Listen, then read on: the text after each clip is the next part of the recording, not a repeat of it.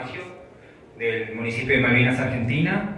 El trabajo lo hice junto a Isabel Pinedo Torres, del Servicio de Endocrinología del Hospital Daniel Alcides Carrión de Callao, Perú. Es un estudio de los factores de riesgo para el pie diabético, un estudio multicéntrico. Con respecto a una introducción, el 50% de los pacientes con diabetes tipo 2 presentan neuropatía. Esta neuropatía puede llevar a traumatismo externo a través de la neuropatía sensitiva, traumatismo interno a través de la neuropatía motora y la neuropatía autonómica, que nos genera una sequedad, nos puede llevar a la fisura del pie y con ello desarrollar el pie diabético. Que el 5 al 15% puede desarrollar pie con un riesgo acumulativo del 25% a lo largo de la vida. Nos puede llevar entre un 5 a un 15% de amputación. Recordad que dentro de los pacientes que presentan amputación, un 15% se entera durante la amputación, o sea, durante el momento de la cirugía, que son diabéticos, en el prequirúrgico.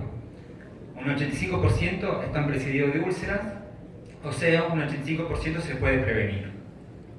Con respecto a los factores de riesgos, tomamos los criterios de riesgo de las normas ANAT: mal control metabólico con una glicosilada mayor a 7, la retinopatía diabética demostrada a través de un fondo de ojo realizado por un oftalmólogo, la neuropatía, la enfermedad vascular periférica, malformaciones ortopédicas, sedentarismo, enfermedad renal crónica que lo determinado como un clínico menor a 60, hipertensión, dislipemia.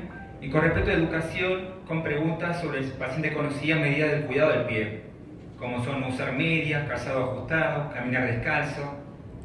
Con respecto a la epidemiología, en Argentina, un estudio de Pramudia, que fue coordinado por el doctor Jasinski, 1036 pacientes, evaluados por médico especialista, donde determinó que el 94% presentaban complicaciones. Entre ellos, el 34%, la más frecuente y precoz, fue neuropatía, sobre todo en los pacientes diabéticos tipo 2 y insulino requiriente, y la neuropatía aumentó con la vasculopatía, nefropatía, retinopatía, aumentó con la edad, con la antigüedad de la diabetes. Al aumentar los años de diabetes, aumentaban las lesiones en la piel y las amputaciones, un 7 veces. Con respecto a Colombia, un estudio en Barranquilla, estudio analítico caso-control, de manera significativa le dio que la neuropatía, sexo masculino, macro- y microangiopatía estaba relacionada al pie diabético. Una publicación en la revista LA, de acá de Bogotá, determinó una prevalencia de neuropatía en una población de diabéticos del 25%. 667 pacientes evaluados, sin diferencia entre el sexo masculino y femenino, y de correlación positiva con la edad y el tiempo de evolución en cuanto a la presencia de signos. Sin embargo, con los años de evolución no correlacionaba con los síntomas. Con respecto en Perú, 9 diferentes trabajos, 9 a 18% de las hospitalizaciones de los pacientes con diabetes eran por pie diabético. De estos pacientes que se internaban por pie diabético, el 60% presentaban amputación y un 70% eran mayor y un 30% menor. Otros estudios, 10% de reamputación a los 2 años. Y otro estudio de 166 pacientes con pie diabético, sexo masculino, de edad de 59 años, de edad promedio de 12 años, se relacionaba con la presencia de pie. Con respecto al objetivo del trabajo, fue establecer los factores de riesgo y características clínicas asociados a la presencia de pie diabético en pacientes atendidos en 2 centros de Argentina y Perú. Con respecto a los materiales y métodos, fue un estudio observacional, retrospectivo, analítico, tipo caso-control. Se revisaron las historias clínicas de los pacientes diabéticos tipo 2 sin antecedentes de lesión ni de amputación, que presentaban todos los datos en la historia clínica que estábamos valorando. Fueron atendidos por consultorio externo del Centro de Diabetes y Enfermedades Metabólicas y el Hospital Nacional de Argentina y el Hospital Nacional Daniel Carrión de Callao, Perú, entre enero y junio de 2016. Se consideraron casos a los pacientes que presentaban una lesión ulcerosa en pie y controles a los pacientes sin lesión. Se analizaron las características clínicas, epidemiológicas, factores de riesgo según las normas ANAT. Se realizó un muestreo estadístico por conglomerado. Los datos se registraron en fichas diseñadas. Se utilizó la hoja de cálculo de Google Drive para poder trabajar en simultáneo a distancia. Luego se tabularon en base de Excel y fueron procesados en un paquete estadístico en la Stata versión 12. Se hizo un análisis univariado, un análisis bivariado y multivariado. Se utilizó un intervalo de confianza del 95% y se consideró significativo una P menor a 0,05. Con respecto al análisis univariado, la muestra presentaba un alto índice de síndrome metabólico, o sea, presentaba dislipemia el 82%, obesidad 41%, hipertensión 59%. Tabaquismo estaba presente, la enfermedad cerebrovascular, el infarto agudo y miocardio, de manera similar en ambos grupos. Con respecto a la clasificación de Warner, los pacientes presentaban, el Warner 3 fue el más frecuente, el 38% de los pacientes, con 17 pacientes, luego el Warner, sería el Warner 2, no tuvimos Warner 5. Las características clínicas, continuando acá con el análisis univariado, el Perú aportó 49 pacientes con 24 casos, 25 controles, Argentina 47 pacientes, 21 casos, 26 controles. Con respecto al sexo, el varón en el grupo casos, que eran los pacientes con lesión de piel, 58%, y la mujer solamente en el grupo casos, un 36%. Con respecto al análisis bivariado, la edad de los pacientes, la edad promedio, con la edad promedio en el grupo control fue de 63 años y en el grupo casos 59 años, sin diferencia significativa. Con respecto al peso, los pacientes presentaban en promedio el grupo casos 78 y el grupo control 72, sin diferencia significativa. Con respecto a la talla, 1,64 m el grupo casos y 1,59 m el grupo control, o sea, los pacientes con lesión eran más altos.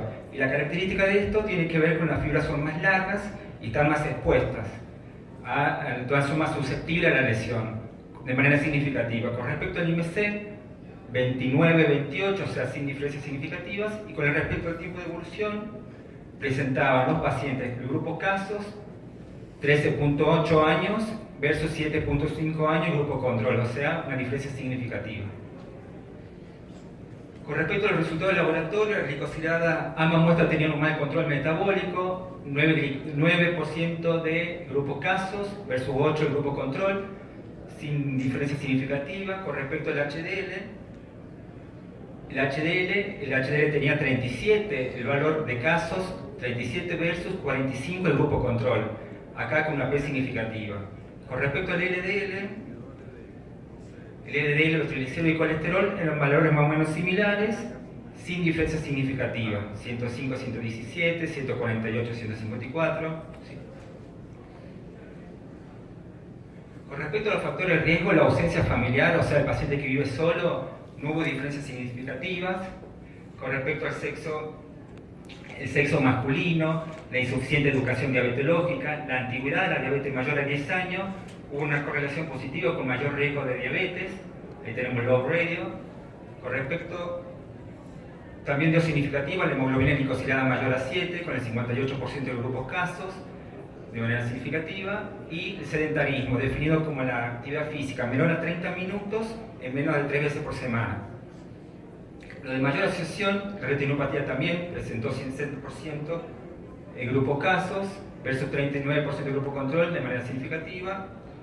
Y con respecto con un mayor log radio, tenía malformación ortopédica, 77% de grupo casos, como alovalus, dedo de martillo, versus un 22% de grupo control, neuropatía diabética, con el 58% de grupo en los casos y 41% de grupo control, con una P significativa, y la enfermedad arterial periférica definida con un ecodoppler que presentaba una obstrucción del 50% de flujos monofásicos, también con una P significativa y un log radio de 15.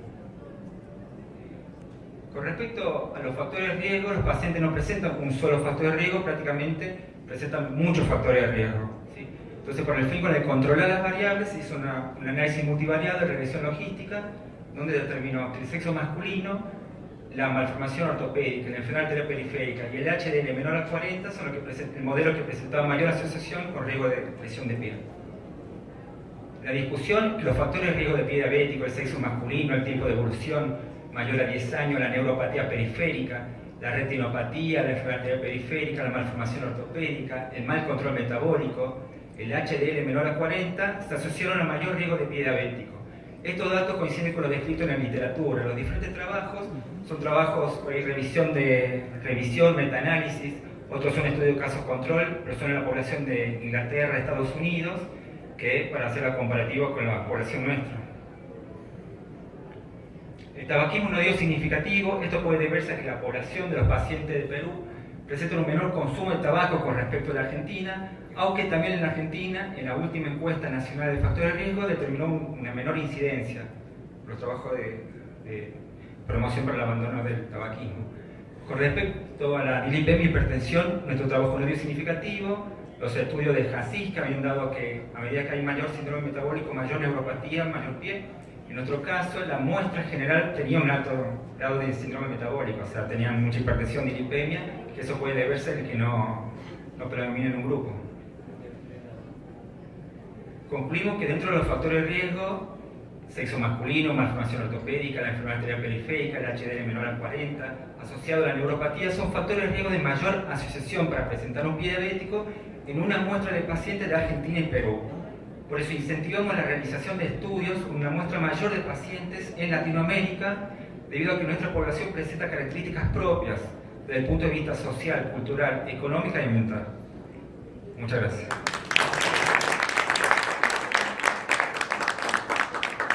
Muchas gracias, doctor Sabral.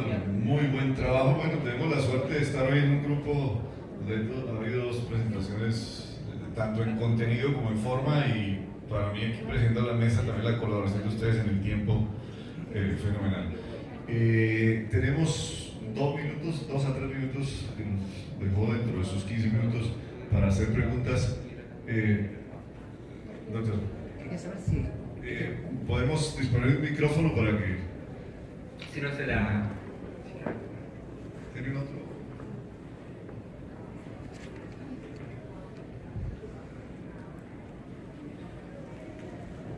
Ante todo, felicitaciones, y si puedo aportar alguna CN, le voy a agradecer. Gracias, doctor. Quería saber si como factor de riesgo no tomar en cuenta también la ceguera, y si dentro de la retinopatía quizás no haya pacientes con ceguera. Y por último, otro factor de riesgo podría ser el Charcot deformante. Sí, en la muestra no hubo pacientes de Charcot, pero entrarían dentro del grupo de la neuropatía, digamos. Los pacientes con neuropatía, con respecto a la primera... Ceguera. La ceguera eran pacientes que todos que tenían una retinopatía demostrada por fondo de ojo, pero si en la historia clínica figuraba la retinopatía y posterior ceguera, se incluía, pero una ceguera no estaba incluida, digamos, pero es una variable más. Me llama la atención que la diferencia en hemoglobina glicosilada es de 1 punto, 9 y pico para los casos, 8 y pico para los controles. Sin embargo, no dio significativa la P. O sea, ¿eso lo revisaron? ¿Realmente es así? Porque uno pensaría que para una muestra, para un grupo de casi 100 pacientes, 100 personas, 1 punto de hemoglobina glicosilada debería ser significativo. ¿Revisaron ese dato? Tenía unos decimales también, había unos decimales también de diferencia. Sí, fue analizado y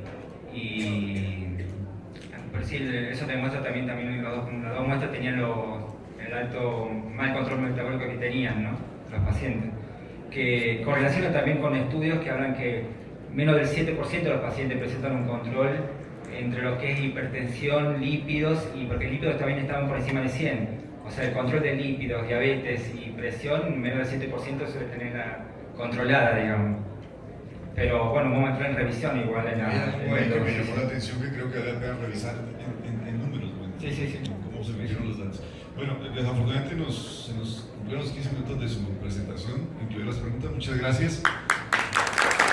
Vamos a ver si ya llegó alguno de los ausentes. Vamos a volver a llamar al